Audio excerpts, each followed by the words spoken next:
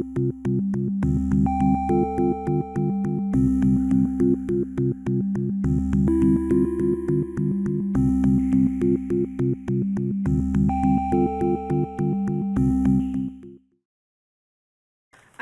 evening. Tonight's meeting of the Arlington School Committee is being conducted in person and through the use of Zoom. This meeting is being simultaneously broadcast on ACMi, and the meeting is being recorded. Because all members are present, all votes will be taken by voice unless a roll call is required. Persons wishing to access the meeting using Zoom may find information on how to do so on the town's website. The posted agenda and supporting materials for this meeting are also available on the town's website. Due to open meeting law restrictions, the committee cannot participate in or access Zoom's chat function. While everyone is welcome to observe this meeting, active remote participation requires advance notice. All participants are asked to activate their camera and shall provide their full name in the interest of developing a record of the meeting. Dr. Allison Ampe will not be here tonight because she and Dr. Homan are at a meeting of other school committees and superintendents. We have public comment. Actually, so I need to ask those of you who are sitting at the table to make room for the public comment folks. Assuming they're here. Is there anybody They're here? not here. They had said they were going to be here in person. Okay, never mind. And is the remote, can you tell if the person who's...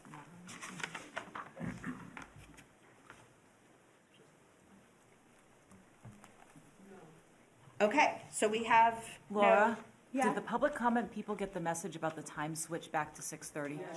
Okay, perfect. Thanks for checking. Okay, then we have no public comment. Okay, the first thing on the agenda is the school committee public hearing on school choice, file JFBB. It is the policy of the school district not to admit non-resident students under the terms and conditions of the interdistrict school choice law. This decision is reaffirmed annually prior to June 1st by a vote of the school committee following a public hearing. And so we are asking if there is anyone here to speak on this issue. Seeing no one, is there a motion? Motion to close the public hearing. Second. Roll call, or all in favor? Aye. No, motion. Opposed, declare the vote. Yes. Did you want to make? Well, yeah, you have to close the Oh, first one. sorry, I'm closing the hearing. No, the voters, you're closing the hearing. Thank you. We voted. I'm closing and the you hearing. opposed. Unopposed. Unanimous vote. The Now hearing we is go. closed. Okay. Now, Now, I'd is like there a to motion? Yes, a motion. I move that the Arlington School Committee declines to participate in the intra-district school choice program on the grounds there's no available space, and that the superintendent will notify the Department of Elementary and Secondary Education of this decision per policy JFBB. Second. And all in favor? Aye. Aye. Anyone opposed? By a 6-0 vote, the motion passes. Thank you. Okay, next on the agenda is our AEA rep, who is not Jenna Fernandez, it's... We changed everything around. here. Yes. Do you have anything? 38 Ms. days. 38 days. That's what I've got today. Everybody's tired.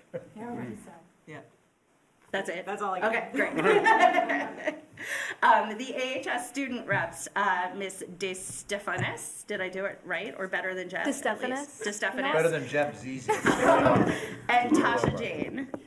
Yeah. So we had our multicultural night, which unfortunately did overlap with the last school committee meeting, but it was very fun, very successful. We had Sean Garbely show up and show his support, and it was very cool. We also have AP tests coming up for the next 2 weeks, so everyone get really excited for that. I'm very stressed. Can't wait. That sounds joyous. You know, it is the countdown clock for the seniors. They are away so very soon. It is crazy.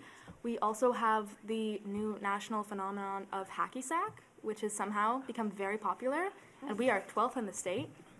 I don't know how that happened, but there is hacky sack in the halls now all the time. We have Teacher Appreciation Week coming up next week, so take some time, appreciate your teachers in whatever way you think is possible. We have some really fun plans of baskets and different things for our teachers.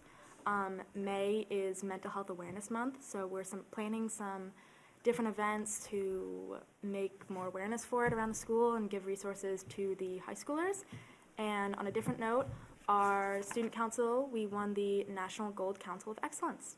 Nice. It's pretty fun. Congratulations. Yeah, thank you. Hacky sack. Yes, hacky sack. That was around years ago. It's Yeah. come back. Yes, It has a reassurance. Every 30 years. It has Yes. come back. It's a Yeah. comeback. that was a big thing when I was teaching. Yeah. I'd come out of my classroom and I'd have to, look around, make sure I wasn't going to get rocked by a hacky sack. It is, I don't know why it's happening, but it's everywhere now. We still do ultimate frisbee? There's a team for Yeah. it. I don't know if people are doing it in like their off blocks or anything. Not in the hallways. Not in the hallways, thank God. Fun fact, ultimate frisbee originated in a school that I taught in New Jersey. So, Hey, I'm little fun always fact, yeah. aware It's of cool. it. It's a beautiful thing. But I love hearing about what you guys are doing. At the end of the last meeting, I was able to walk through the very tail end of the multicultural night. Looks like you have a good crowd, Yeah. a lot of happy people. And I should welcome Ms. Jane. This is your first meeting with us, is that right? Yep. Welcome. Thank you. Did you have a presentation this week or no? Not this week, no. Okay, great, thank you. Next, we have very exciting visitors, our chaperones hosting the Paul's gonna correct me if I say this wrong, the Nagakakyo Nagaokakyo visitors. It's very staccato. Okay. It took me 6 months to learn it.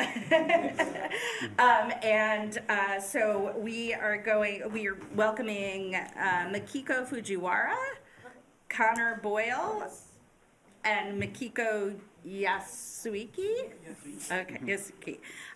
And so I don't know if anybody from the committee wants to make any comments, but I will pass it over to Dr. Ford Walker once committee members have spoken. Go ahead. Okay, first of all, I want to welcome you all to Arlington. I'm very proud of the Sister City relationship. I've been involved in it since the 20th year of the relationship. Basically, excuse me in the back of the room, please.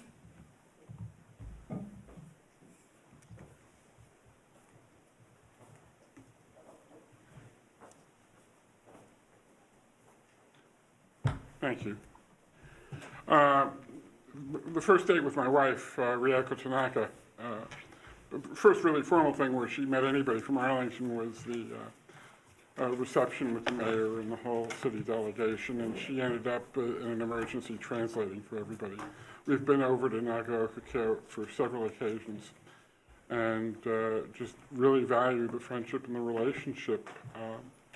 And we've done it with the students who have come from Arlington to Nagaokakyo once, and we've seen the transformation in their lives based on being able to experience such a wonderful place with a totally different culture that has ultimate respect for each other. And this is a beautiful program. We're happy to welcome you. Anyone else? Dr. Ford Walker? Thank you. Good evening. Thank you so much. Welcome to Arlington. As Mr. Schlickman said, we are appreciative of the partnership with you. You have welcomed us with open arms, and we hope during your visit that you feel that you are being welcomed with open arms as well. We are excited to have you here in Arlington. I believe you're on your third day today, and we have a very exciting day planned tomorrow, as well as a game at the Red Sox, with the Red Sox tomorrow. So we have a number of fun activities planned for your visit. And again, I almost just want to say welcome home, because you've been here a number of times, and we have been excited by your visit and excited by the partnership. We also would like to take this opportunity to thank our chaperones in Arlington. Mm-hmm. We have a number of chaperones who have opened up their homes to our guests, and being a chaperone really provides our community with an opportunity to partner, collaborate, but to learn and to grow and develop and also form connections and lifelong partnerships with you. And so we are appreciative of our chaperones in Arlington, and thank you. And with that being said, we have a small token to give you, but prior to us doing that, I'd like to open it up to see if you have any comments for us. So I will have a small speech. Is that okay? Yes. Thank you. My name is Nikiko Yasuike. I have worked at Nagaoka-kyo Board of Education for last 3 years. But I have been teaching social studies at studies in junior high schools in Nagaoka-kyo for nearly as long as the student exchange program. So like 20 years, no, 12 years. Yeah, after this program started, over 350 of over students have visited here, and more than 200 students from Arlington have visited Nagaoka-kyo City as of this year. I know many students who joined this program. All students were excited before their visit, and they told us how the experience was impressed after returning to Japan. So all of junior high school students in Nagaoka-kyo City knows about Arlington now. Some of the students who hear the experience try to apply for the program next year. Then this program gives them opportunities to meet the world. I hope your students have similar opportunities as well. So I hope that friendship between Arlington and Nagaoka-kyo will continue in the future. Thank you. Thank you. Thank you. Thank you very much. Yeah. An exchange. Exchange. Oh, Can I use your camera? I can take pictures. Oh, yeah. You have an absolute right under Massachusetts general law to record or photograph this meeting.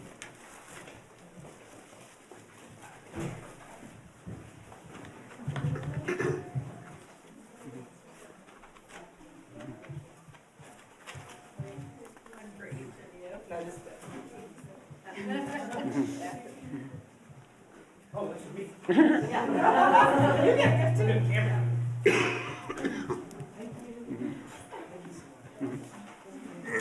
Now they're on a school board? She works I just, with the Board of Education. Are you a board member or an employee? Employee of the board, yeah. teacher for many years. And teacher for Yeah. many years. I just want to add one thing, just in terms of context. This visit is going to be the best visit ever, because we went and worked on 2 visits. One when Nagaoka-kyo folks came here about 1.5 years ago, and a year ago when the delegation, myself, the superintendent, town manager, the fire chief, went to Nagaoka-kyo, when we spent considerable time in the meeting talking about expectations from each side. And we are doing everything we can to meet your expectations. We want feedback. We want to know how we can improve every year. We're into a culture of continuous improvement. So please consider this an invitation from Arlington to give us all the feedback you want about what works, what doesn't, and what you'd like to see next year. No, not now. Go ahead. You're in the middle of the trip. At the end of the trip, we're listening. Meeting in person next week. Plus, I have tickets for tomorrow night, so, yeah. Madam Chair? Madam Chair, can I say something really quickly? Yes. When I was a junior in high school in Springfield, Massachusetts, we had an opportunity to go to Takikawa, Japan, and Sapporo. We had to come back because we had AP tests, so we couldn't go to Okinawa. And I have to say, expanding a young person's worldview, I think, is one of the most important pieces of education that can ever be given. And I just appreciate how welcoming you all have been in this. And the opportunity you're giving our students is extraordinary. And I just want to thank you for being here. I know it's not easy. I know that flight's like 1.5 days, so I appreciate it. Thank you. Anyone else? Thank you so much, and have fun at the Red Sox game. Have fun.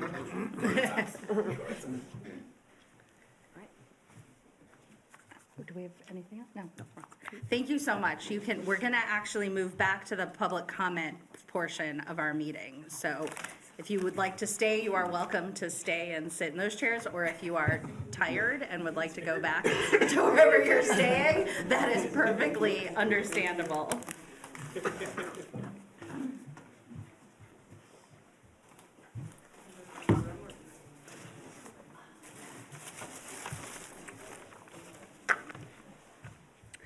So I'm gonna first call Corrado and Sandra Pecci.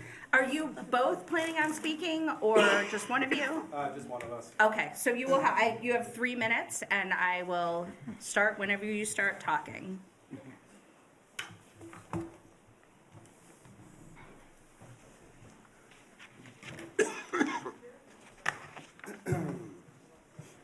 Okay, good evening, members of the board and superintendent. My name is Corrado Pecci, and I'm here with my wife, Sandra. Also here with my friend, Peter Marini, that's been supporting us, representing the parents, students, and community members calling for... Sorry, can you pull the mic a little closer so we Yeah, get you? sorry about that. We're here representing the parents, students, and community members. And your address for the record, please? Yes. Yeah, we Oh. require your name and address. Yeah. Please state your name and address for the record. Oh, I'm sorry, I'll start over, sorry. Can you start the 3 minutes? Yes, we will start Thank it you. over. Sorry. My name is Corrado Pecci, and I'm here with my wife Sandra, and I'm also here with my friend Peter Marini, who's been supporting us, representing the parents, students, and community members calling for the reinstatement of the Italian language program at Arlington High School. Our concerns fall into 3 critical areas. First is lack of transparency. This is the second time an attempt has been made to cut the program without prior dialogue with educators or the community. By bypassing standard collaborative channels, this decision feels less like a necessity and more like an administrative oversight that ignores the voices of those it affects most. Second, the impact on students. Cutting Italian does not remove a class. It strips away language diversity from our world languages department. It disrupts the academic tracks of current students and limits the global perspectives we promise to offer our graduates. Third, cultural identity and fairness. Arlington's Italian-American heritage is one of our foundational pillars of our town. To specifically target this program feels like an exclusion of our own cultural identity. If we claim to value inclusion and diversity, that commitment must be continued in our curriculum. We cannot champion fairness while simultaneously cutting a program that represents the heritage of many Arlington families. Our proposal: we want to work with you and not against you. We want to support a strategy that maintains the healthy enrollment numbers. Approximately 80 students are currently enrolled, and the demand is clearly there. I have a couple of student success stories I'd like to share with you. A recent graduate of Arlington High School traveled to Italy and was finally able to speak with their family, breaking a lifelong language barrier. The quote I was provided: "I could not stop thinking about your Italian class." The second story: from a classroom to a global career, a student achieved a 5 on their advanced placement Italian exam. She was admitted to Boccini University, one of Italy's premier institutions. Today, she is building a successful professional life in Switzerland, a testament to where linguistic excellence can take you. In closing, the attrition of educators cannot be used as a convenient way to eliminate a program, but rather place the energy on sustaining a program and hiring a full-time replacement. We understand that hiring takes effort, but the community is willing to help tap into local networks, universities to find qualified candidates. We need to ensure the transition is seamless for the students currently in the pipeline. We encourage the committee not to make a permanent decision based on a temporary hiring hurdle. So this concludes my presentation, and I'd like to hand it over to the chairperson. Thank you. Thank you. Next on the public speaking list is Antonio DeSanzo. He's supposed to be on Zoom. Oh, I'm sorry, I didn't know if Yeah. that was Mr. DeSanzo. No, he was supposed to be on Oh, Zoom. and- is there anyone on Zoom? Okay. Okay. But Peter Marini is here, and he's also supporting us. He's sitting here with us. If it's okay, he'd like to say some comments. We ask that people notify us of their name and address before being added to the public comment, so I can't. Okay, I also read online that when you come in, if that wasn't done beforehand, you can do it when you get here, provide your name, and get on the list. Is that correct? Is that, I don't believe that's our current policy. Motion to suspend the rules to allow the person to participate. Second. All in favor? Aye. Aye. Go ahead. Oh, okay, mine is going to be short. Pull the mic down. Okay, my name is Can you Peter Sorry, state your name and address for the record. my name is Peter Marini. I live in Waltham, actually. I'm a retired Italian teacher at Waltham High School. When I left, we had brought the level to AP with 16 sections.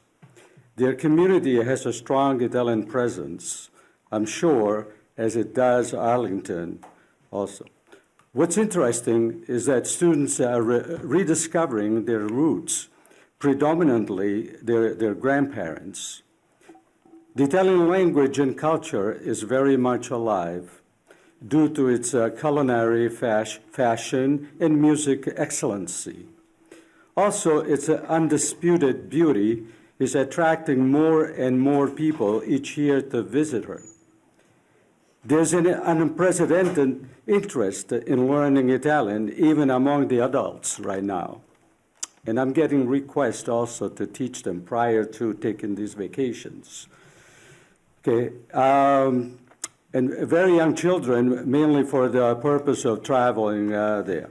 It would be a grave disservice and injustice to deprive students of this great opportunity. Thank you. Thank you. Thank you. We're going to move, we don't respond to public comment during the meeting, so we're going to move on with the agenda. Okay. Can you give us, did the advice to us come now or later about what the next steps are? I don't, So We maybe, could do something or decline to do something or ask or refer or do anything at some point in this meeting or a subsequent meeting. But our policy is not to respond to Okay. public comments All right, thank you. because Thank that puts us afoul of open meeting public record. Okay, well, thank you for your time. Thank you so much.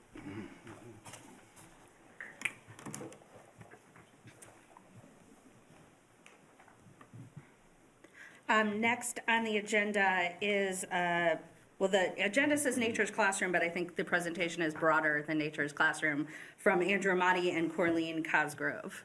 thank you.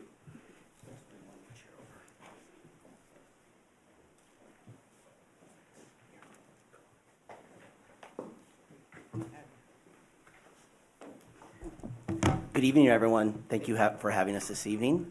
I want to begin by, again, thanking you all for having me and the Gibbs administrative team here this evening. I'm joined by, Corleen Cosgrove and Jen Lamberts and John Amaral. Jen and John are assistant principals, and Corleen is a principal intern who has worked with us the second semester over at Gibbs. And we're very excited to share with you this evening. I will begin by giving you a bit of an overview, and then tonight we'll all kind of share a little bit. And yeah, so thanks again. All right, so tonight we actually wanted to cover 3 topics. We want to cover what we're calling essentials and enrichment, which is kind of the next iteration of what a WIN block has been this year. So I'll go into some more detail about that. Talk a little bit about some of the ways we're hoping to use technology in future years that is somewhat different from what we're doing now, and to give you an overview of Nature's Classroom, the planning, and kind of where we are with respect to next year's enrollment and what our overall plan is for that.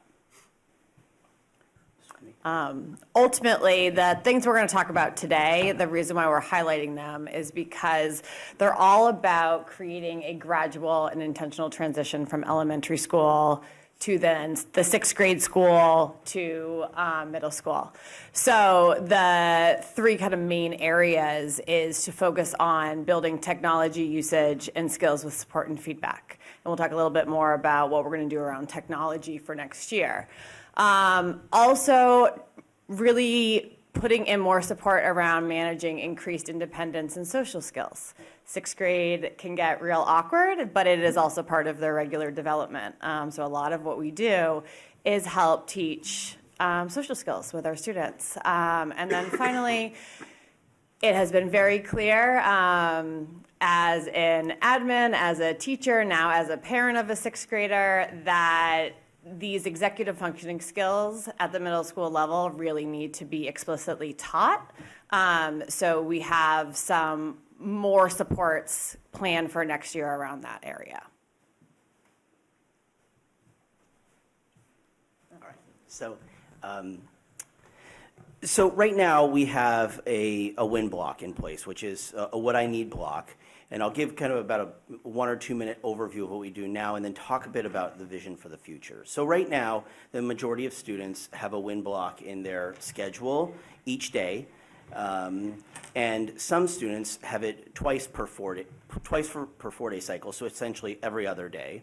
And the idea right now is that in the win block, students are getting opportunities to do some reading, some work on their either current homework or projects, and to continue to plan for themselves moving forward for the week or for the quarter. And overall, I think that there are some successes to what we do now. But our hope is that moving to something more similar to an essentials and enrichment block really gives us a chance to target student need a little bit more closely. And what we're imagining is that for some students, what they really need might be additional coursework in the 6th grade to go over particular topics or units again and have some extra repetition to make sure their skills are shored up. And for other students, it might be a time to enrich what they've kind of already learned or already know, and an opportunity for them to explore the topics that they've learned in the 6th grade a little further. We're not seeing this as, an elective block that is something kind of drastically different, where students would have different experiences. We're really seeing it as an opportunity to build on student strengths, to target growth areas, and to do this in a way that's just a little bit more targeted than what we currently do. Similar to what we do in WIN for students that are receiving special education services, we will try to use the essential and enrichment block so that they can have their services during that time without missing another core course. And it's our plan to have this course a pass-fail course in the same way that WIN has been over the course of this year. It's me? All right. Okay, so right now we are imagining that majority of students will have this course 3 days out of the 4-week cycle. And the reason for that is we're going to add in an extra physical education block next year.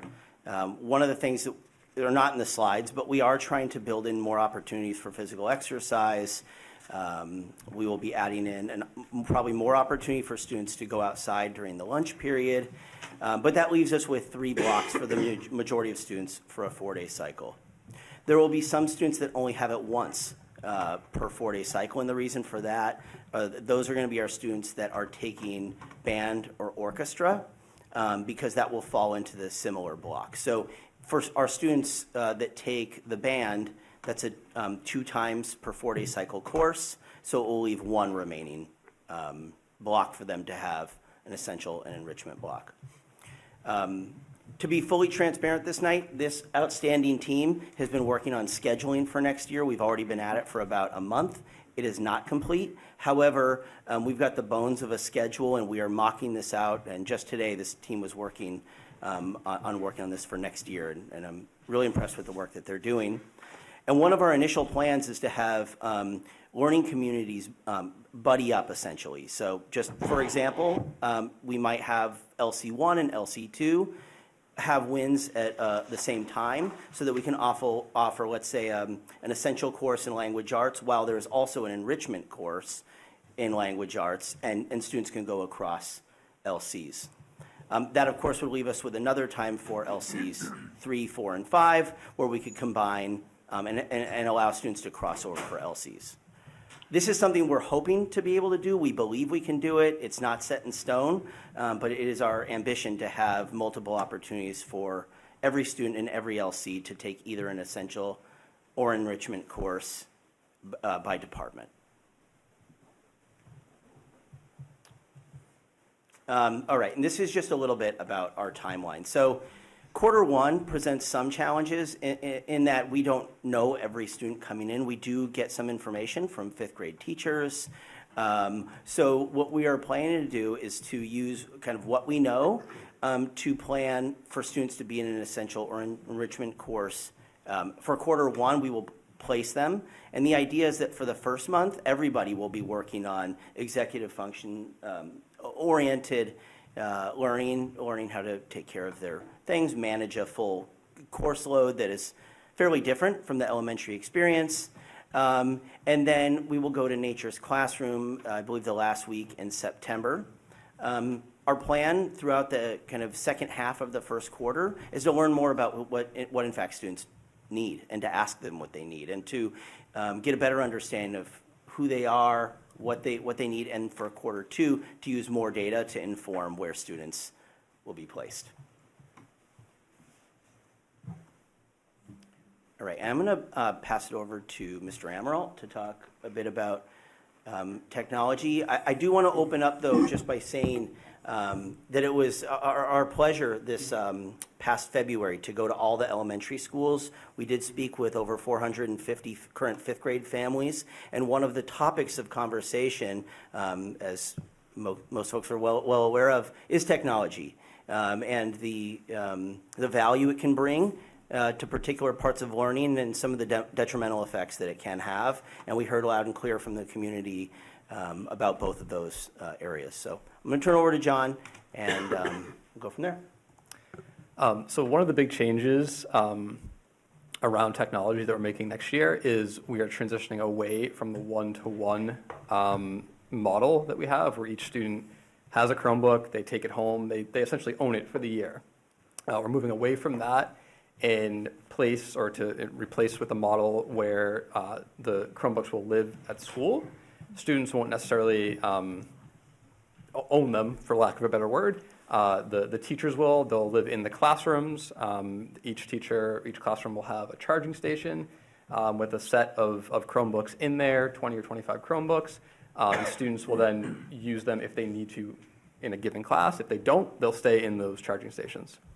And the rationale for this was, there was a lot of reasons we decided to go in this direction. One of them was, I went with Andrew to a lot of the elementary schools.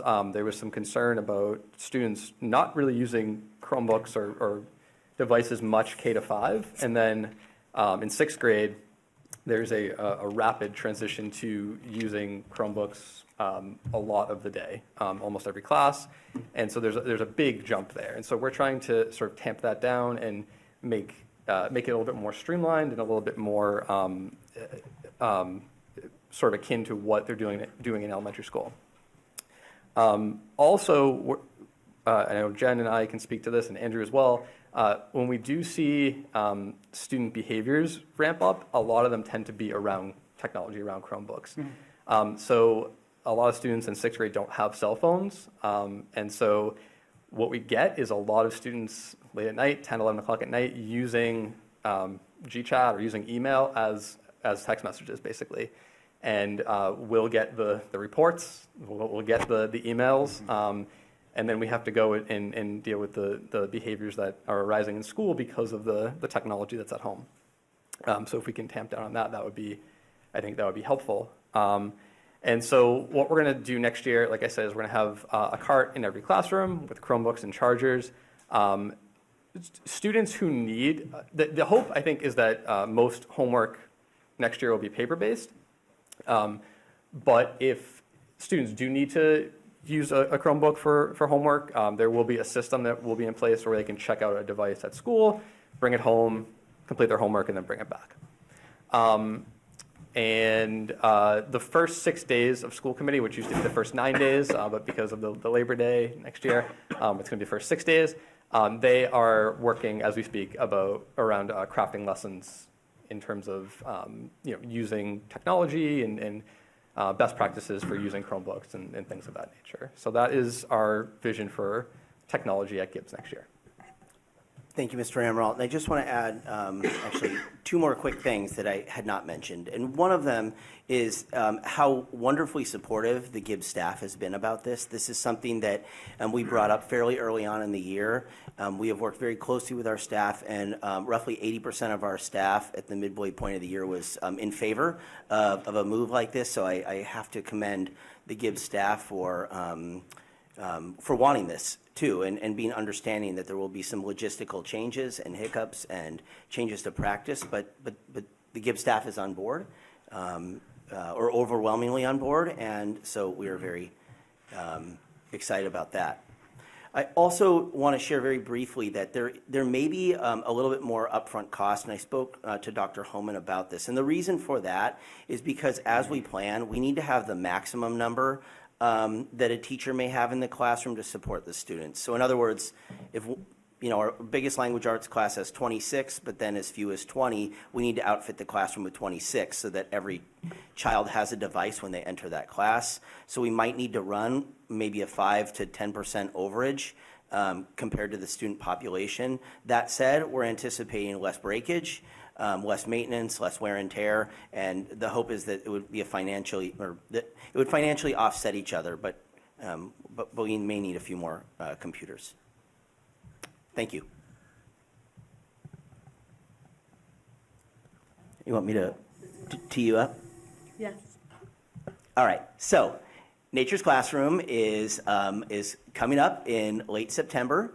We're really excited about this. We are planning this in the fall because we really do want to set up our students that are coming in from 7 elementary schools into one trip and one community. We do have 2 trips that week, Trip A, which will be leaving Monday and returning early Wednesday, and then the second trip, which will leave midday Wednesday and returning Friday. We're setting this up right now. Actually, we probably started about a month ago, and I'm very thankful to Ms. O'Keefe, who has been planning this in her free time and has got us into a really nice place, given the fact that it is still April. I'm going to turn over to Ms. Cosgrove, who will share more about kind of the nitty-gritty of who has signed up and where we are with respect to planning the trip. We are up to 89.5% of students registered for the trip, which is really exciting. We do have 30 families who have declined, but only 15 families that we have not heard from yet, which makes targeted outreach really easy when we're working with a number that low. We have 22 staff members who are committed to spending the full week at Nature's Classroom. And then we have 85% of students with IEPs enrolled in Nature's Classroom. That's a testament to a lot of one-on-one meetings had with families talking really specifically about what it can look like for their student. And 100% of incoming METCO students are signed up. And lastly, we have right now 70% of our multilingual learners students attending. I want to add just a few things to this. I believe that, I shouldn't use exact numbers in case I'm off, but this year we had roughly 83% of our overall student body go, and that was the highest that has happened in the middle school since we've had Nature's Classroom. And we are currently, we actually had, I think, 2 or 3 more kids since then. We are at 89.9%. So we are actually getting close to the maximum number that we can have at Nature's Classroom, which was kind of didn't know that was possible. So we do still have space, but we are very excited by the number of students that we have currently enrolled. I believe this is a testament to our school planning throughout the year, and also because I think we met with many families in the spring, I think we're able to talk pretty openly about what the value that Nature's Classroom brings to our students, brings to the community, and we are very excited for that in September. That is our presentation, and thank you for listening. Thank you. Questions from the committee? Mr. Carden? Thank you. So, of the families that have declined, have you solicited the reasoning, or we're always concerned that people are looking at the cost, and even if they may not qualify for financial aid, it's still a cost burden on the family. Thank you, Mr. Carden, for the question. I cannot give you exact data, but I have spoken informally with a few folks, so I'm prepared to give anecdotal evidence, which is that some families are simply not prepared to have their child away for 2 nights. Great, thank you. Ms. Exton? Thank you for all of these updates. It's very evident that someone from an elementary school has gone to Gibbs and is really working hard to make that transition as smooth as possible. I know that's been a challenge, so I appreciate all the work that you have put into that. Having said that, I am curious sort of what it will look like on the other end going to middle school. Have you had sort of conversations on that end about if they're going to use technology less? What's it going to look like in 7th grade? And you may not have an answer now, but that's... I can answer that.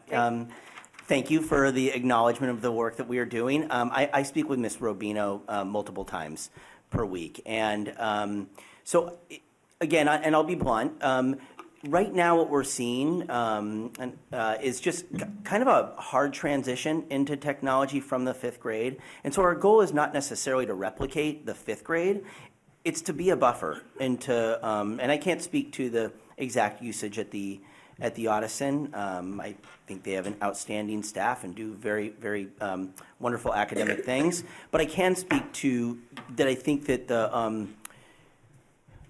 the change is too abrupt. And so we think that by keeping Chromebooks in the classrooms and having students enter classrooms without them physically present in their hands, then that's going to just give teachers a better opportunity to kind of reset the expectations for the day. Of course, to use technology, we are not anti-using technology to learn, but we want the learning to be intentional and with purpose, and to limit some of the extraneous usage that occurs in places like the cafeteria before school, the bus, kind of uncommon space, or common spaces that are not being used during the class time.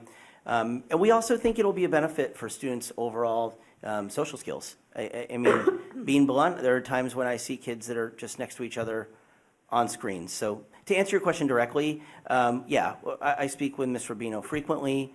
I think that they have a good grasp on what they're doing with respect to technology. And we speak honestly about the ways we want to move forward with technology as schools. Great. Yeah, no, thank you. I appreciate that, and that's helpful. As I said, you've clearly thought a lot about the transition from 5th to 6th, and just want to make sure that transition from 6th to 7th is All also... of what we've talked about has been talked about along the way with the 7th and 8th grade too, and have been able to get feedback from them. So it has been really nice. So we're getting there. We're trying to be that buffer for like that next step that maybe is that 1-to-1, and then high school really more independent. So getting there. Thank you. I sort of have, I have questions about all the different things. With the enrichment and essentials and enrichment, I think that transition I think is really important too. I appreciate the work that you're doing around that. One of the things I know that's sort of always been a challenge in the past with that time, with whatever it's called, is students on IEPs getting some support that's in their IEP, and then potentially not being able to participate in band and orchestra. Is that sort of being ameliorated a little bit too with this, or is that still a challenge? I can probably speak. So one of the things that we talk a lot about in transition meetings with the fifth grade team is how to fit all these things into the schedule. And we speak to the families, we speak to the teams about priority areas. So if a student who has an IEP also wants to do band, chorus, orchestra, we're doing our best to fit as much as we can while being very honest and upfront with, here are the constraints with what we have. So we're continuing to write IEPs based on what the student needs, and then we're also then communicating with the families so that they know that they also have options and can choose, like, this is what we need to have. But they should be able to do both. They can't do every single thing and get all the supports, but the conversation is there and has been upfront and already started to talk about this year. May I add on? Yeah. All right. So right now we are seeing the vast majority of students going to be fully participatory in band and orchestra, and also participatory in world language, which we see as a core subject. I did explore with our team in the late fall of what it would look like to not have a win block and have 5 academic classes for each teacher. And the reality of, because I thought we could, have smaller class sizes, but the reality is we would have far more students that would not be able to participate in band, chorus, orchestra, world language. And that's why we took the approach of creating a more targeted win block as opposed to trying to dismantle that block. So I hope that answers your question. That's a helpful perspective to have. Okay, my last question about Nature's Classroom. So I have a 7th grader, so my son went last year and they went by LC, and my understanding is now they're sort of getting mixed up. So what are the students who are at Gibbs doing when they're not on the trip, because their sort of whole LC is not there together? I'll try to answer this one as best as I can. In years past, they've asked staff to go, and some staff can go during the day, some can stay in the afternoon, and some may be able to stay over. What we planned this year is to ask staff that can be there the whole time. And so our staff that is going to Nature's Classroom are going to be staff members that will be there for the entire week. And the reason I share that is because that means we're going to have about 10 to 15 more teachers on site during the time that the other trip and the students that are remaining are still in school. By going by LC, you end up sometimes in positions where more of the teachers are gone by that LC, and that doesn't necessarily allow you to run kind of a semi-regular week. So what our hope is that for the students that are remaining at the school is that they'll continue to do some work and get some instruction in the topic areas that they have during that time. They're probably not going to be getting like new content though, because some of the students will be not going to Nature's Classroom at all. Some will be in on the trip itself, and some of the core academic teachers will also be on the trip. So this past year it was things like they were continuing to work on the novel that they had and work on some assignments, but it wasn't the same as what you would see in an ordinary week. They had the full curriculum, I think, that had been put together. They did. That stayed back here, too. They did it. I think the difference is it might not be like new topics during that actual week, but it's not vastly different. Okay, thanks. I have a few questions too, and as Mr. Amati knows, I think I am the only school committee member who was at one of those meetings of 5th grade parents because I have a current 5th grader. So my questions are like also heightened by my own experience.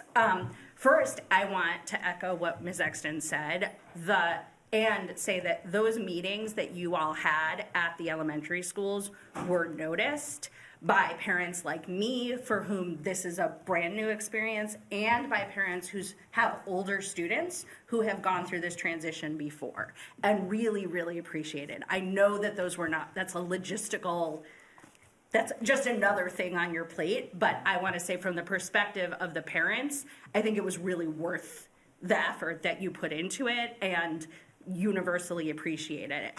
I also, I had asked questions in the fall when you were here, Mr. Amati, about some of the access issues of Nature's Classroom.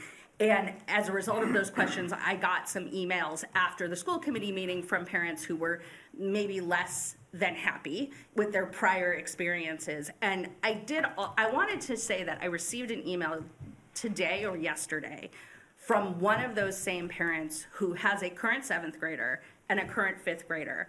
And she wanted to tell me how good her experience has been this year, and how much she has appreciated the communication, particularly around the IEP process planning.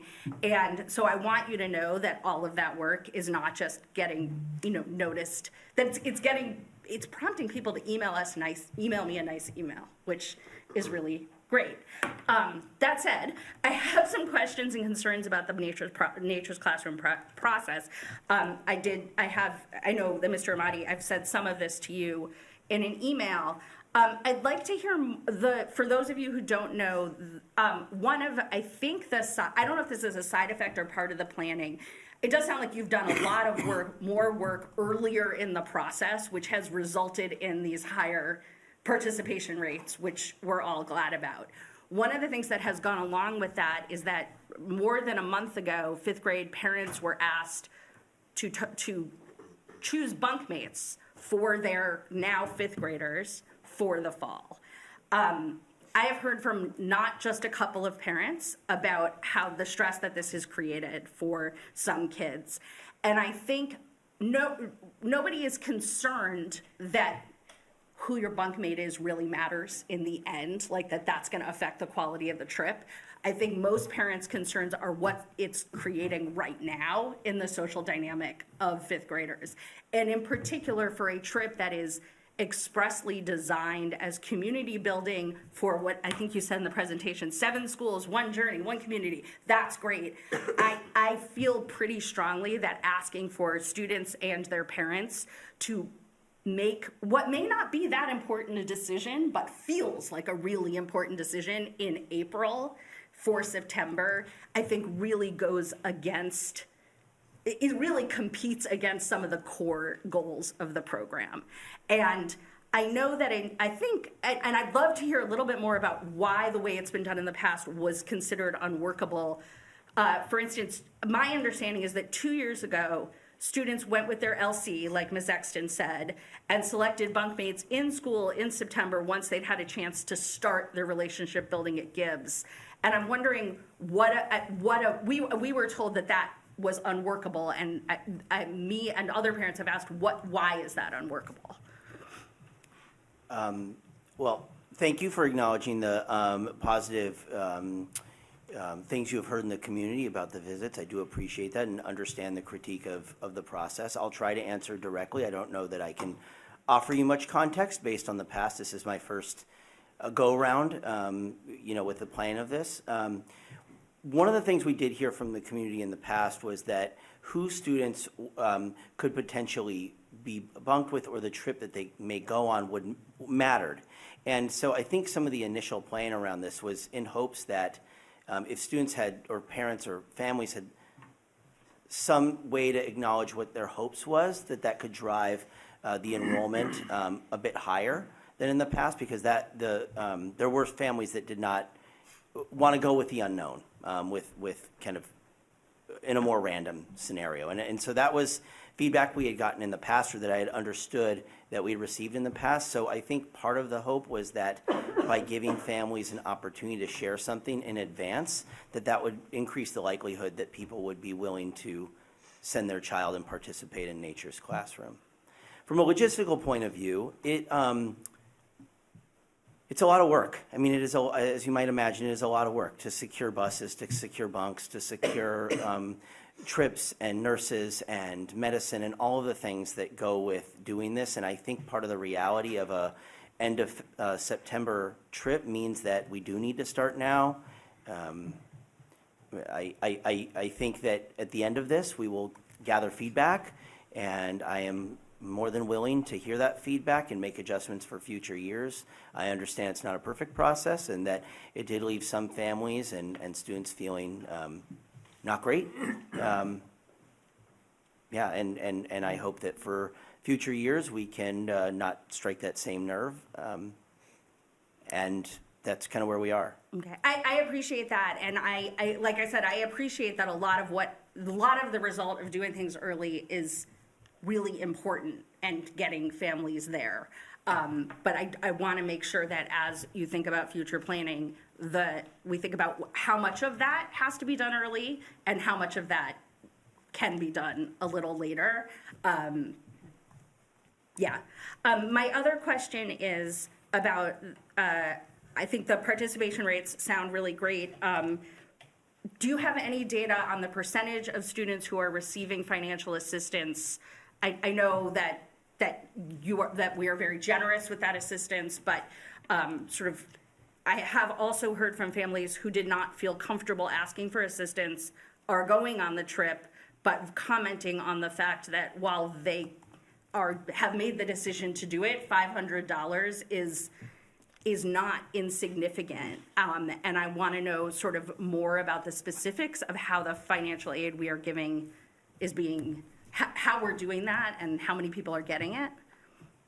I don't have the hard numbers in front of me, or actually I don't have them right now. I could probably find some of them and either come back to you and share that information, but I am willing to talk a bit about our messaging being clear, and our messaging being clear with families through our early memos, with going to each school, insofar as we do not want anybody to be precluded from going, and we will not allow, I'll frame that differently. We want everybody to come, and we will support everybody to the extent we can financially, and to my knowledge, nobody has been denied any type of assistance, and in fact, we have reached out in specific cases to say we can pay all of it. I also want to comment briefly on the financial cost, to acknowledge it is expensive. There is no doubt that it's expensive, but I also want to give credit to our planning team in that we negotiated a lower rate than this past year. This past year was $525.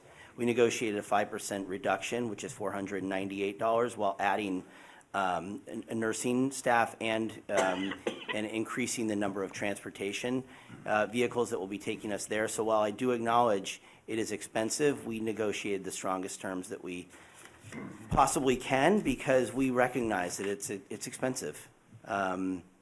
And Ms. Gittleson, I would be happy to try to get more hard data if that is something you'd like to have and get that to you. I just don't have that today. Yeah, no, I understand, and I'm interested in it in part in the context of a larger conversation about fees and sort of how we think as a committee about what we charge fees for and what we don't charge fees for. So I do understand that it is less expensive than it was, and however you were able to do that, that's great. But thank you. If you have that information at a future time, I would love to see it. Thank you all for being here. If there are any other questions from the committee, Ms. Keys. Oh, I'll let Mr. Thielman go first. Yeah, just I was told to talk into the machine. So if there's 500 students roughly in the school?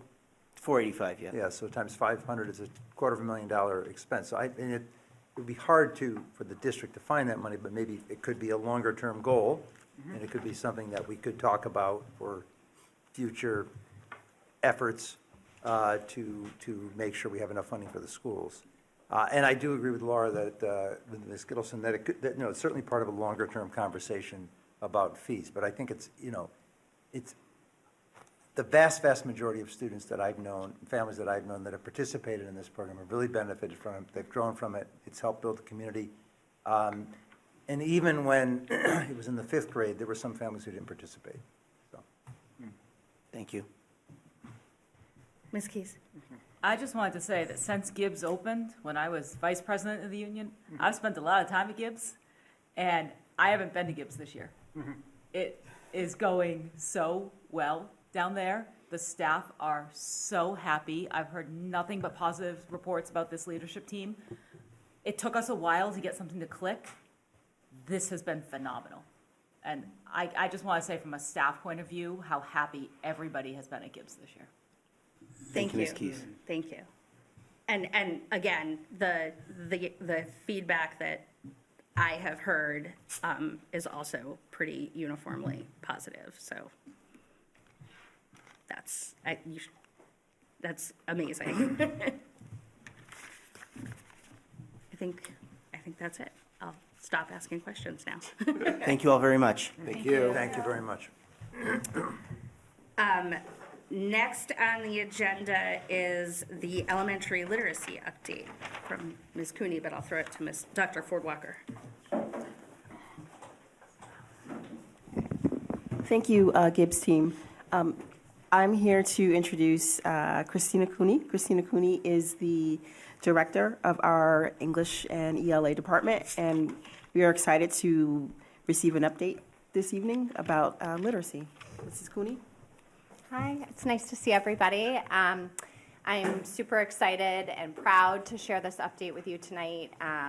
This has truly been community work since even prior to me coming, when we started the pilot, from principals to literacy coaches to teachers to students to caregivers and community members. And so I'm just really excited to share this with you all tonight. We can go to the next slide. So our agenda is we're going to start out doing sort of a look back, sort of where we've come from and where we are now. I will talk a little bit about our focus areas for this year and how we've provided various levels of support. I will provide an update as to where our successes have been this year as we head into year 2 of full implementation, or as we are in year 2 of full implementation, and then also where we are seeing our challenges. And I want to talk a little bit about vertical alignment with Gibbs, which I didn't talk about that much last year when I came to update the committee, because this is something that we're actively working on now. And that will segue into planning for 2026-2027 before we move into questions. So when we started year 1 of implementation, this was prior to me joining the district, we did a pilot year of 2 grade levels in each K-5 building. When I came in front of the committee last year, we talked about, we were doing our full implementation last year, all grade levels in all K-5 schools. And as part of that process, we really were strategically and thoughtfully trying to provide some pretty intensive professional development. We partnered with EL Education, and they helped us kind of craft a strong plan under the guidance of Dr. Ford-Walker and myself. We also provided significant ongoing professional development and support through our literacy coaches to our classroom teachers. And we also, with the support of our EL implementation specialist, which was a 1-year position last year, we were able to provide differentiated PD and support options for our year 1 implementers.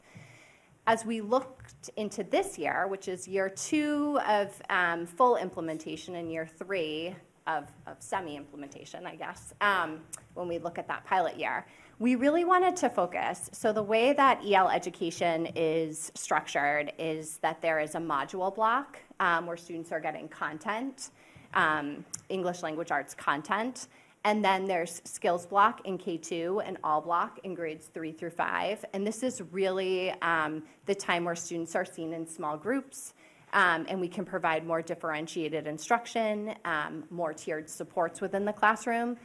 And this is where the teacher is pulling small groups. Last year, we didn't have an expectation of teachers to be fully implementing skills block and all block because we really wanted to give them the time and space to really have deep implementation and success with the module block. We felt like we got there based on our data by the end of last year. So this year, we really wanted to focus on supporting teachers with that skills block and all block. So this year, the literacy coaches have led 4 PD sessions on all block for grades 3 through 5 teachers who opted to take that option. because we do include some choice PD as part of our professional development offerings. And by the end of this year, we will have also offered 4 professional development sessions for teachers on Skills Block. Other things that we have done this year that I'm really excited about are we've been able to have continued regular coaching support in our K-5 classrooms. And we also created a lab classroom structure in all 7 schools. So what this means is that a teacher from each of our 7 elementary schools applied to be a lab teacher, which is they agreed to have a planning session with a coach and have the coach in their classroom on a weekly basis to try out all sorts of things in regards to module block, skills block, all block. It's an opportunity to deepen practice. And we also have then invited teachers from across district to visit our lab classrooms, which has been really cool. We actually have opened the first grade lab classroom at Stratton earlier this week, which was super fun. And I think in 2 weeks, we're opening the kindergarten classroom at Hardy. In the interim, though, there have been lots of different visits to the lab classroom, both within building and then across district. And then another exciting thing that I feel like has happened this year is we select indicators for district learning walks that allow us to measure how our implementation is going. And last year, we had mostly administrators on our district learning walks. And we broadened that this year in a really positive way, and teachers in every building have had the opportunity to join the district learning walk. So that means that they are going into classrooms with us.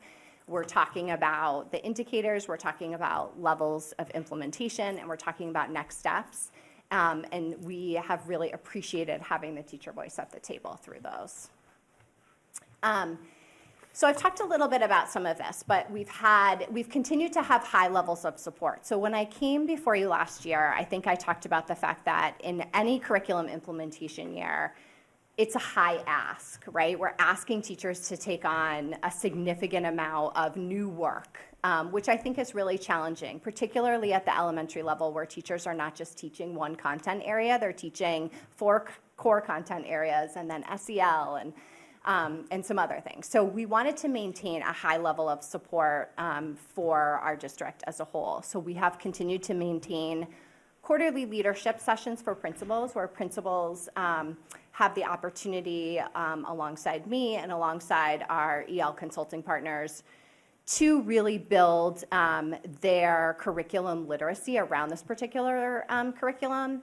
And this year, we've really focused on writing. So what does it look like, and what does writing look like within this curriculum? What's our philosophy on it? How can we support it across our buildings? We've also continued to offer instructional coaching cohort sessions for our coaches. So our coaches are best prepared to coach when they have regular ongoing professional development. And so we've been able to provide that this year. We've also had the opportunity to partner with EL to provide an EL coach for a couple, not very many, but a few school-based partnership meetings and site visits and coaching. As I mentioned before, we engage in district-based EL learning walks 3 times a year. So every building engages in a beginning of the year walk, an middle of the year walk, and an end of year walk. And then we collect data from those walks, and we have a database that we use to look at data over time. I was actually at an ACE meeting today at Thompson where the 4th grade was looking at their data, which was showing a significant progress from the beginning of the year. It was exciting to see. And then myself and Mr. Dingman, one of our principals, and Dr. Weiss, one of our other elementary principals, and 2 of our literacy coaches engage in strategic planning meetings with our EL education partners to really think about where are we in the implementation process and what are sort of next steps. So we're constantly trying to raise the bar to deepen our implementation practices. And then a huge shout out to the literacy coaches who have provided tremendous support to classroom teachers. They are in classrooms every single day doing the work of EL, supporting teachers through modeling of lessons or through supporting skills block and all block. providing professional development in the district. They have really done such a phenomenal job in supporting our community.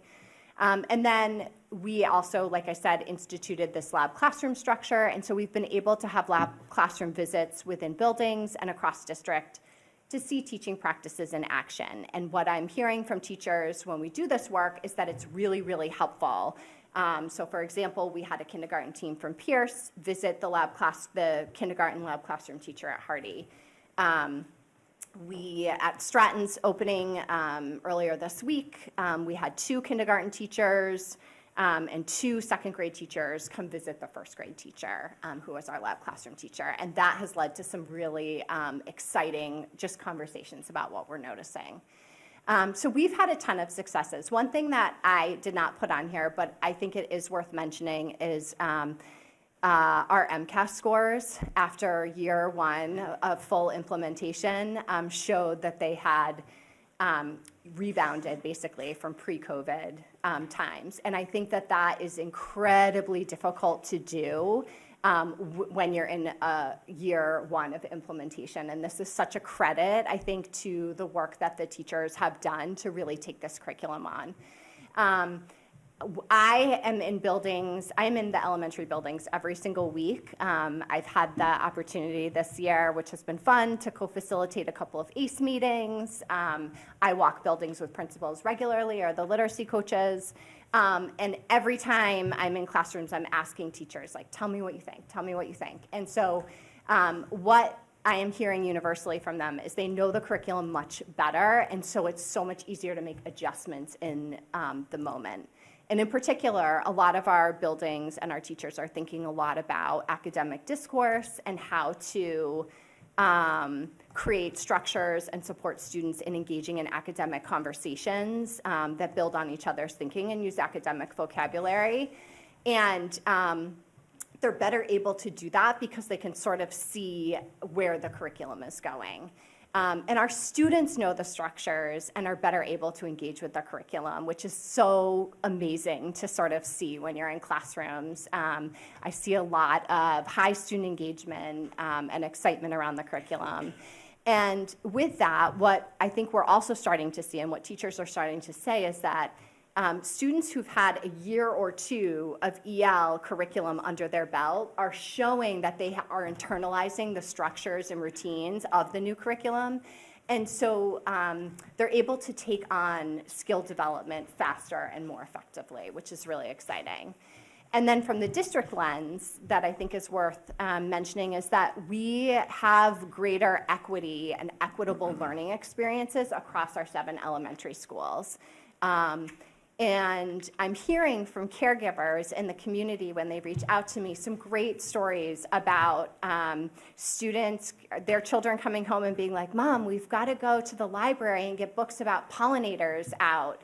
Like, for example, one of our SSPs at Pierce, Chrissy, created this big pollinator tree at Pierce, and there's and from kindergarten to 1st to 2nd, they're all adding things to the pollinator tree, which is just really cool to see.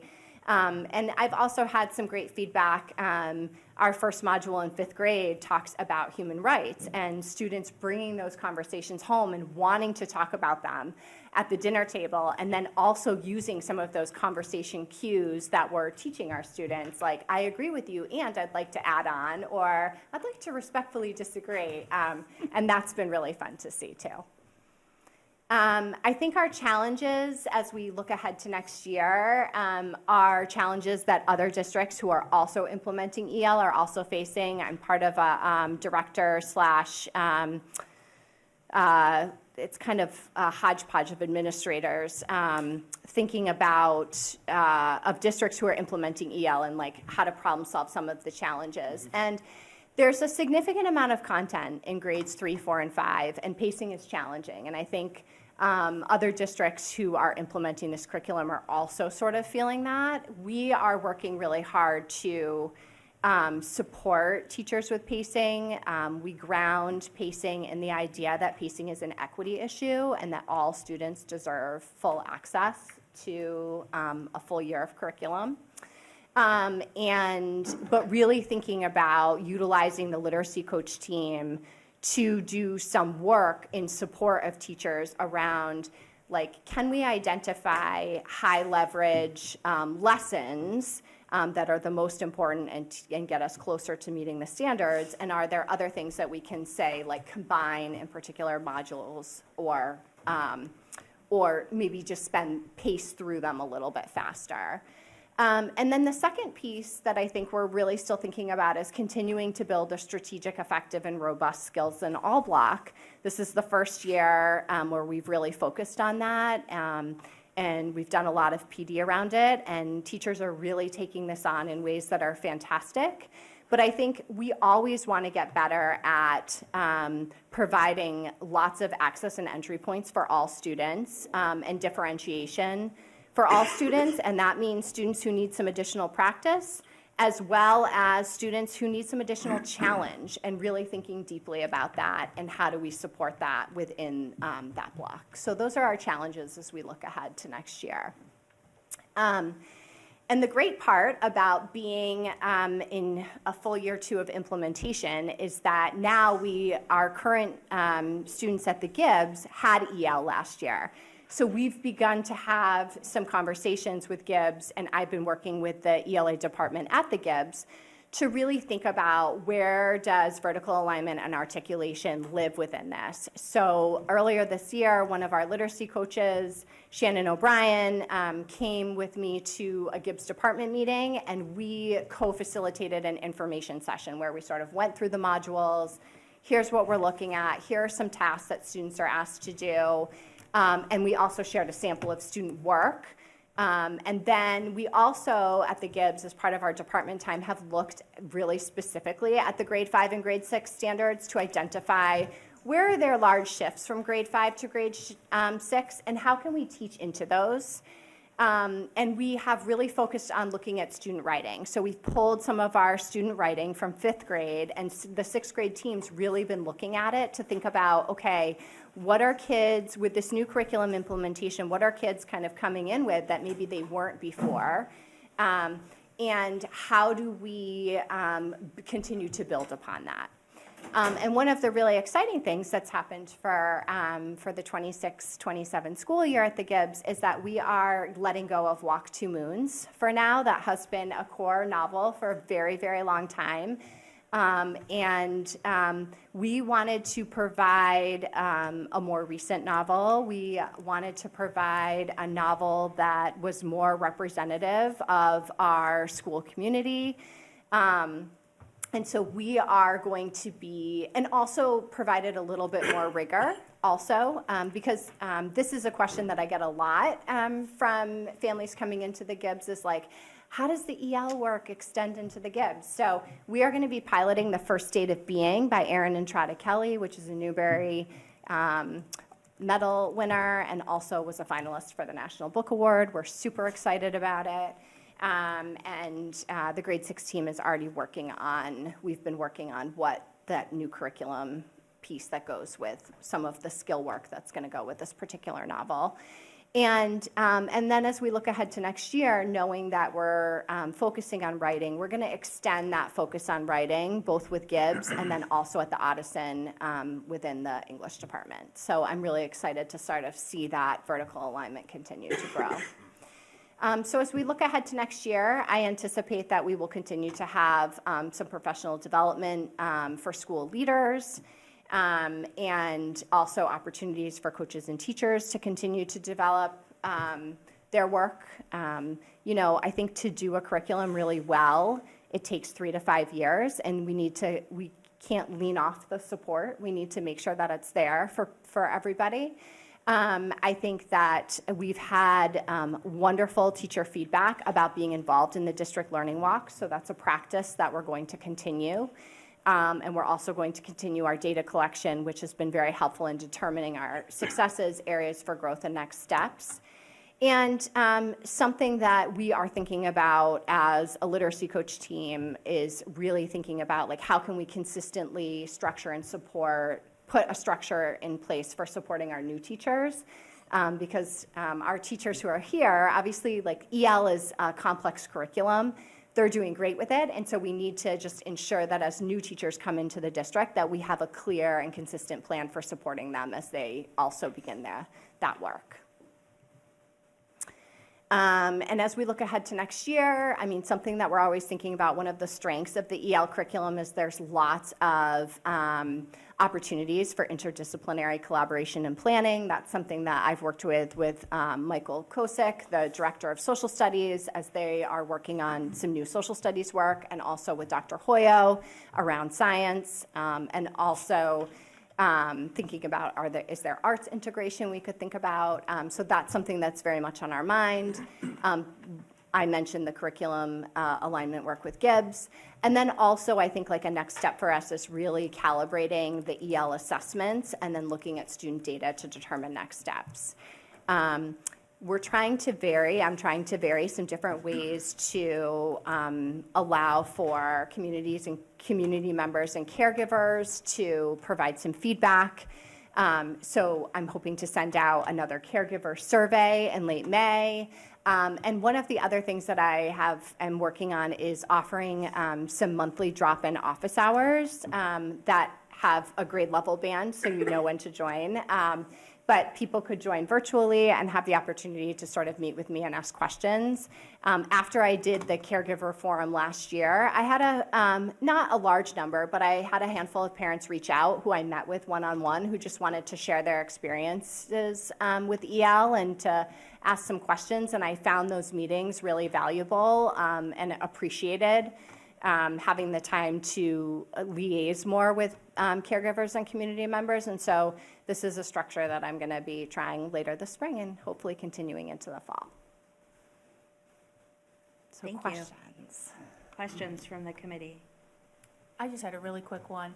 I'm just curious, how are the reading materials chosen in making sure that we're being thoughtful around the cultural diversity and themes that we're introducing to our kids? Sure. So we use the core texts that are recommended from EL education, but what we have done is we have partnered with a couple of different supports and resources across the district, one being Dr. Creedle Thomas and her department, and another being the social studies department. And so when we are going to be using texts where we think that teachers will need more support around talking about historical context or supporting students in grappling with very real but challenging issues that come up in some of our core texts, we provide options for additional adults to come in and help facilitate that conversation. We have provided opportunities for, like during ACE time, for teams of teachers to meet with the literacy coach alongside either Dr. Creedle Thomas or Katie Hodgkins in her department, or social studies, Crystal Powers, to really think through, like, how do we want to introduce this with kids?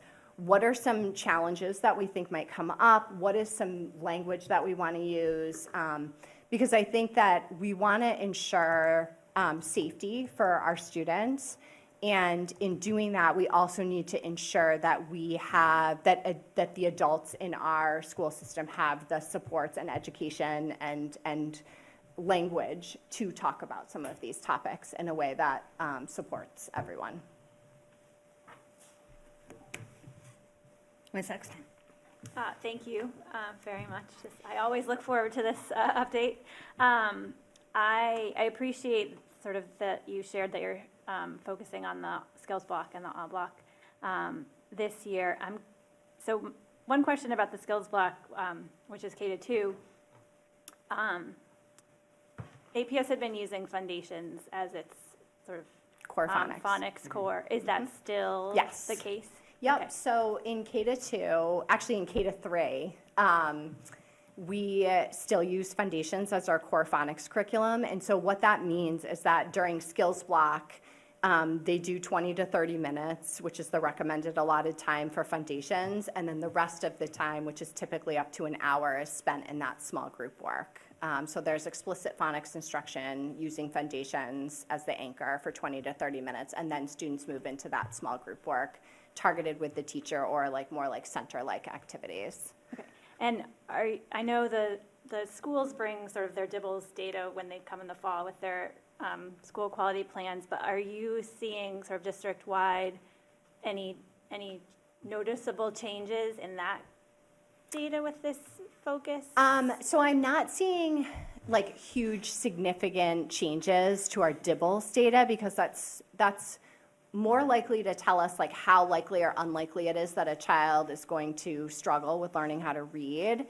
But what I can tell you is that as I look across all 7 schools since I arrived in the district, so starting last year, is our beginning of the year DIBELS data and our end of the year DIBELS data shows significant amounts of growth. And one of the things that we've done actually during our Skills Block PD this year is like within our database for DIBELS, Amplify, we can actually look at growth outcomes for students. And so what that allows us to do is see who's not making expected growth and then provide even more targeted support for them. So we've been working with teachers on like, how do you get that information off the database, and then how do you interpret it, and then what supports need to be, like, what do you need to do in the small group based on the student's learning profile to improve growth.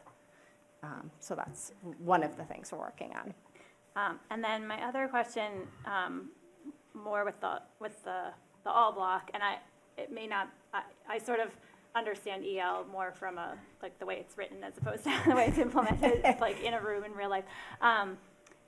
This sort of independent reading time for 3rd through 5th graders, how is it different from the sort of independent reading time that was sort of provided in the units of study? Yeah. So, a lot of this was moving away from that and focusing on the science of reading, and I think, or I worry, or I hear from people in the community that like there's still independent reading happening in the classroom and they're picking these just right books. Like, what does it look like now that makes it different from what was happening before? Yeah, totally. The first thing that I will say though is it's always good to have students have time to read independently. Like that is a skill we want to foster. It's something we continue to foster, Gibbs, Addison, and the high school also, because we know that when students read more, they do better and they get better at reading. But the difference with EL is so EL has accountable independent reading. So what it is that students are still picking independent reading books. Teachers are coaching into those selections. But the difference is that they have some work to do alongside the reading. So I think oftentimes in units of study, students might be reading books, but there wasn't anything asked of them to hold them accountable to that reading, right? And so that could look very differently depending on a student's reading level or a student's engagement with the text. In this particular case, students are practicing the skills that are being taught during module. They're just doing it in their independent reading book. And there's various task cards that EL has that are part of the all block that help students move through that task, and then the teacher can see what is the actual work that the students are doing within this text. And if they're not doing the reading, they can't actually do the work, and the teacher has the ability to sort of track that and follow up with the student. Great, thank you. I think it's important for all our millions of viewers to hear how that has changed. So thank you, I appreciate it. Yeah. Mr. Schlickman. I was just sort of curious, are you also doing a spring to subsequent fall comparison in your DIBELS in your assessments? Yeah, so we have the ability to do that for sure. I would say that with last year being my first year in the district, I've only looked at last spring to the fall, like 1 year. So I feel like I would need to see more years to identify trends over time.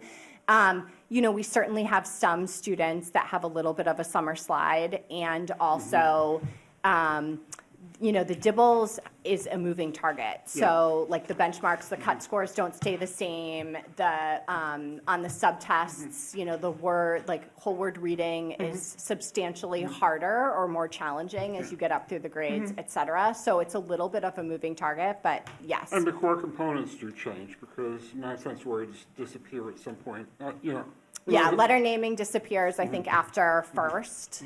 Yeah. I mean, the whole thing is that I also found when I was a principal that the there was a radar effect that teachers were more acquisitive and strict in the fall administration than they were in the spring administration, because after a year of working with a child, there's a sort of internal bias, not a negative word, but just in terms of the nature of the beast, of knowing that the child can do this, and maybe they're not showing it in the administration in the spring. So, I always like to take a look at both transition from fall to spring of that year, and then spring to fall, to have that linear 1 year chance to also adjust for radar reliability. Yeah, absolutely. I would also say, though, that I think about half of our elementary schools administer the DIBELS doing a literacy sweep. So it's not necessarily the classroom teacher who's administering the DIBELS, which I actually think is helpful in terms of mitigating some of that bias. Oh, that's good, because when I was involved, we had the classroom teacher administering the DIBELS, under the theory that it helped the teacher to get to know the student. Yes. We have teachers in the district who are doing some of their students, but then like the reading specialist will do some, literacy coach might do some, et cetera. Yeah, it was sort of an important thing for us to know that the teachers gain greater knowledge of their students by doing that fall administration. But I have to say, I'm very, very impressed with the results that we're seeing based on the results we're able to look at, primarily MCAS, the growth numbers and the actual achievement scores are quite impressive. And usually when you're implementing a new curriculum, there's usually a 2 to 3 year lag in the implementation, which means that Arlington did a couple things really well in terms of the way the EL program was integrated in and the professional development support provided for the teachers. So this is, I'm just amazed by the quality that we're seeing here. Thank you so much for saying that. I could not be more proud of the teachers who have taken this on and the literacy coaches who have supported this work. It's been, and the principals too, who have supported it at the building level. It's been phenomenal. Thank you. Thank you. I will just say that I have learned a lot about frogs this year from my third grader. And I love that module. So I don't know if this was Pierce had a frog fest. I don't know if all of the elementary schools Not had all a of frog them. fest. We had a frog fest. I talked to one parent who was quite relieved to learn there will be no actual live frogs at the frog fest, because it turned out she had a phobia of frogs. And I would say that in particular, my fifth grader coming home talking about human rights at the beginning of the year was, I'm glad you mentioned that specifically. I think that was such an of the moment. And I had never read the book. I actually went and read the book, and then I was like, this book is much older than I thought this book was, but it is the perfect book for them to be reading right now. So the enthusiasm is coming home to my dinner table all the time. I love it. Thank you. Did you want to add anything? Sure, yes. I'll just end by saying thank you so much to Mrs. Cooney. Her leadership of this department has been quite amazing. Also, Mrs. Cooney didn't talk a lot about what's happening at the secondary level outside of Gibbs, but she's done an amazing job at trying to bridge what's happening at the elementary level with secondary, and trying to make sure that she's being mindful of the implementation and just the impact of that down the road at the secondary level. And so she's been doing a lot of forward thinking around that. And so I just want to say thank you for your leadership, Christina. We are really blessed to have you. Thank you. Thank you so much. Thank you. I'm going to hand the next agenda item over to Mr. Schlichtman for the METCO resolution discussion. Thank you, Madam Chair. The Massachusetts Association of School Committees' public policy priorities are determined by a vote of the membership at the annual Delegate Assembly. In 2023, the Arlington School Committee submitted a resolution to the MASC Delegate Assembly calling for full, stable funding for METCO. This resolution was adopted by a vote of 92 to 3. MASC resolutions expire after 3 years unless they are reauthorized by the Delegate Assembly. That process begins tonight with our vote to request reauthorization of this resolution. So I move that the Arlington School Committee submit for reauthorization by the MASC Delegate Assembly a 2023 resolution calling for full stable funding for Metco. Seconded by Mr. Second. Thielman. Does anyone wish to discuss? All in favor? Aye. Aye. Passes unanimously. Thank you, Mr. Schlichtman. Thank you. I'm going to pass the next item over to Ms. Exton, the OMS Building Committee. So just to give everybody a little bit of background or remind you, in December 2025, Addison Middle School was invited into the eligibility period with the MSBA. This period officially began on March 2nd, 2026 and lasts until November 2026. During the eligibility period, there are a number of requirements the town and district must fulfill in order to be eligible to be invited into the next phase with the MSBA, the feasibility study period. One of those requirements for the eligibility period is to establish a town building committee for the project. The MSBA has criteria for who needs to be on the building committee, and it includes town administrators, school administrators, and community members with certain areas of expertise. Dr. Holman disseminated an application this winter inviting all community members to join either the visioning committee or the building committee. The application invited community members to share their expertise in those areas that are specified by the MSBA, as well as in fields that they found particularly important during the AHS building process. After a small group meeting of the administrators and with Mr. Feeney, Dr. Homan extended invitations to form a 22-member committee. To date, most members have confirmed, and we do have others to whom we can extend an invitation if they are no longer able to join the committee. The document in one meeting has those 22 people's names and a little blurb about their qualifications and experience. It includes experts in communications, engineering and architecture, sustainability, educational space design, as well as town and school administration. While the school committee is not required by the MSBA to vote to establish a building committee, we would like to do that sort of to officially kick off the work of the project as we move through the eligibility period. So I will make a motion to establish an OMS building committee with the 22 members who are listed on the document in one meeting. Second. Any discussion? All in favor? Aye. Aye. It's a unanimous vote. We have a building committee. Hooray. Thank you. Next on the agenda is job descriptions for approval. Mr. Spiegel, are you taking that, or is that Mrs. Spiegel? Yeah, I can speak to that.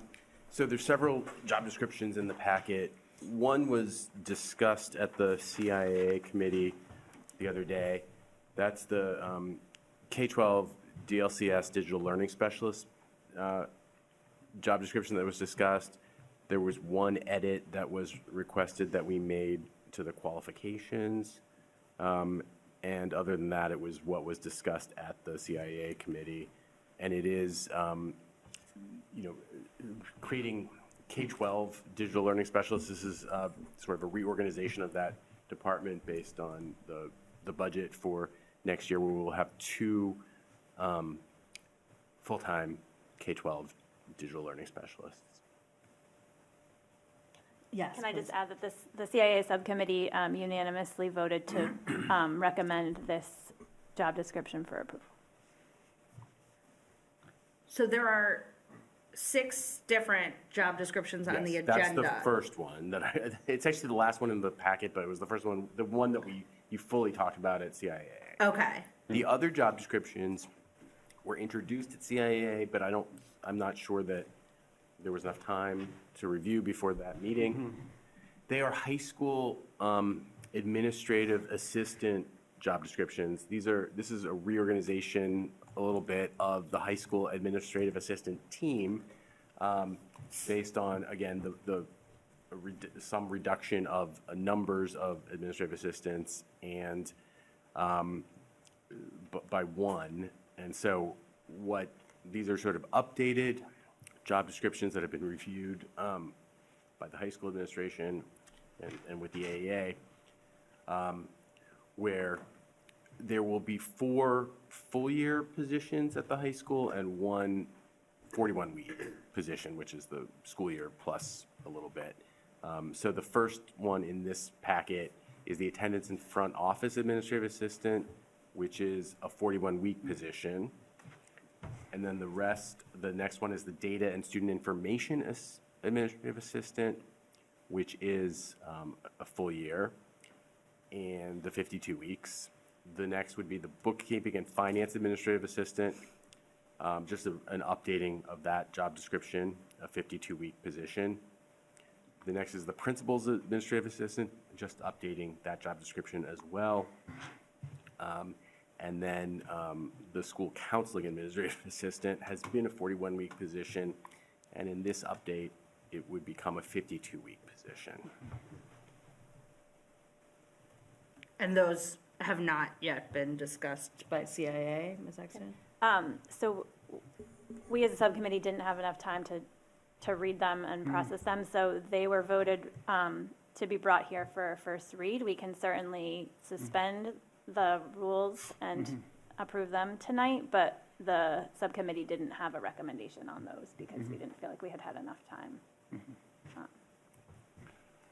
One of the things we discussed, and I think is a good idea, is that we keep this at first read, but grant permission to the administration to post this subject to final school committee approval. So my motion would be to authorize the posting of these job descriptions subject to final approval by the committee. Recognizing, of course, this recognizes the fact that it's gone past first read. Mr. Carden? Well, second. I think no one was going to second. Thank you. I'll second. I'll second. I just wanted to suggest that, I mean, I'm fine with going for full approval, so if anybody else wants to do that, I think that would help the administration to get these positions filled. There are people who are basically out of a position and are looking for a new position, so. I don't see anything particularly Does anyone? controversial, so I'd withdraw my motion to allow for and move to advance the second read. Second. Suspend the rules to go to second read. Any discussion? All in favor? Aye. Unanimous vote. Okay, then I'll move approval of the job descriptions. Yeah, then I think. Oh, that was suspending the That rules. was Thank suspending you. the rules. Suspend the rules. Sorry, okay. Right. Now you're making the Move motion. approval of the remaining job descriptions as presented. Second? With the understanding they can be posted. Well, yeah, they're approved that it can be posted. They're not coming back. No, I'm not coming back. One more We're not gonna discussion, see them. post them, hire them, All in favor? onboard them, all that. Aye. And I will just clarify, the intention is to post internally with Unit C. These are all Unit C positions. Oh. Okay, thank you. Next up is the superintendent's update. Dr. Ford Walker. Great, thank you. I have a very brief update this evening. First, we'd like to send a huge congratulations to Arlington High School senior Sabe Kuznick, whose digital animation Ascent won the Best Animation Award at the Lowell Film Festival. Again, a huge congratulations to Sabe. If you have not had an opportunity to take a look at this animation, please do. It's moving, and so we're very excited about this. And secondly, AHS choral students traveled to Montreal last week to perform at Notre Dame Basilica and to experience all that Montreal and Quebec had to offer. They had a blast touring the Albert Gilles, I said that right? Okay, thank you. Copper Art and Museum. And also they had an opportunity to visit Montmorency Falls and Canadian Maple Farm, among other adventures. And just a quick, I think, funny story. Our director of performing arts, Jingwei Wei, was on a bus in Quebec, and she said, "Oh, that looks like Andrew Ameti." Right? And she said, "What would he be doing in Quebec?" And turns out it was Andrew Ameti in Quebec as well with his family during the April vacation. Oh, and Jim Lambert, okay. Okay, so Quebec was a very popular place over there on vacation. And this is a lovely picture of our students there. Do you know where one can watch the animation? I believe we'll upload it, Liz. Can we upload this? Okay, we'll upload it so that you can see it. Thank you. How long is it? I have about a minute. Yeah. I think that we should schedule on the agenda a display of the work. Okay. Got it. And finally, I'd like to again welcome our Sister City student delegation who joined us this evening. But they also arrived late Tuesday night and met their chaperones on Wednesday afternoon. They started their lovely trip in Arlington by touring the Arlington Police Department, the Fire Department, and Robbins Library. They've had a very full schedule. I believe they're at OMS tomorrow. And also they'll be attending a Red Sox game as well, and also heading to town meeting. And as always, this is a fun time for our students and also our visitors, and it's so meaningful. So again, welcome to our Sister City delegation. And we have a few administrator searches that will be coming up.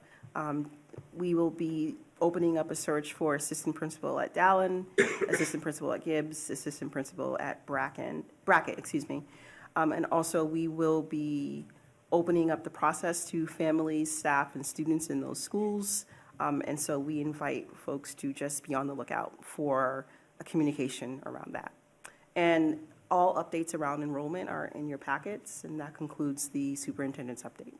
Thank you. You're welcome. We now move on to the consent agenda. Mr. Schlickman, can you remind me, do I read? Yeah, thank you. You read the things on the consent agenda. There's a text there somewhere. I don't, somehow it's not on my copy. Yeah. Okay. All items listed with an asterisk are considered to be routine and will be enacted by one motion. There will be no separate discussion of these items unless a member of the committee so requests, in which event the item will be considered in its normal sequence. Motion, the chair and members of the warrant committee are authorized to sign the payroll warrant, an overnight field trip approval for National History Day competition, the budget hearing draft minutes from February 26th, 2026, the regular school committee meeting draft minutes from February 26th, 2026, and the regular school committee meeting draft minutes from March 12th, 2026. So moved. Second. All in favor, or this is a roll? No, it's all in favor. Okay, all in favor? Aye. Aye. That's a 6-0 vote, thank you. Subcommittee liaison report announcements. Dr. Allison Ampe isn't here for budget, but we have a meeting scheduled for Monday. Community relations, Mr. Thielman. We are trying to promote openings on the Arlington Human Rights Commission. I've been working with Ms. Diggins. We're going to repost.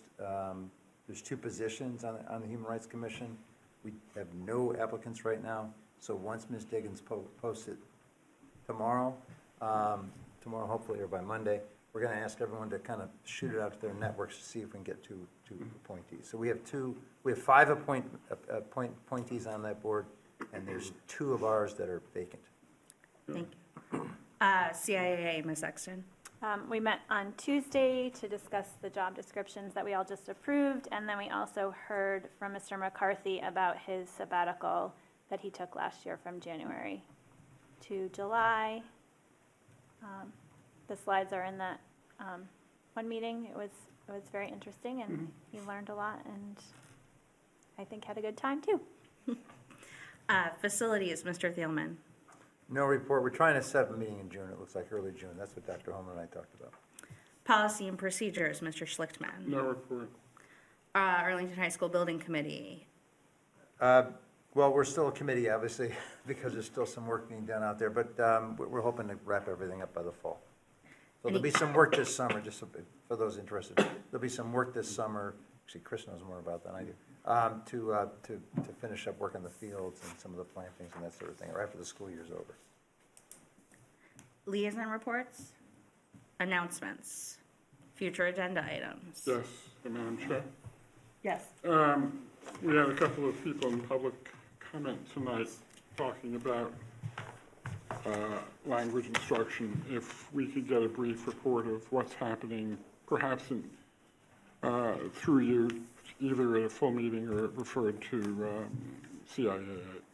Yes, I believe, I don't have the date in front of me, but separate from these public comment, we are scheduling a report from the head of the department, but we can also specifically talk about this. Yeah, as the chairs of the subcommittee and the full committee deem appropriate. Okay. I do note that we approved it as part of the program of studies. Right. So. Thank you. Okay. Are we moving to executive session? Yes. Oh, yes, to approve minutes. Yes. So we won't be coming back. So can I get a motion to adjourn to? No? No, it's not a motion to adjourn. It's a motion to enter executive session to discuss and potentially vote on the release of meeting minutes from executive sessions that occurred on February 12th and March 26th pursuant to General Law, Chapter 30A, Section 21A7, and General Law, Chapter 30A, Section 22G. And this requires a roll call. Second? Roll call vote. Ms. Haynes-Copperthorne. Yeah. Mr. Carden. Yes. Mr. Thielman. Yes. Mr. Schlichtman. Yes. Ms. Exton. Yes. And the chair votes yes. And we will not be returning.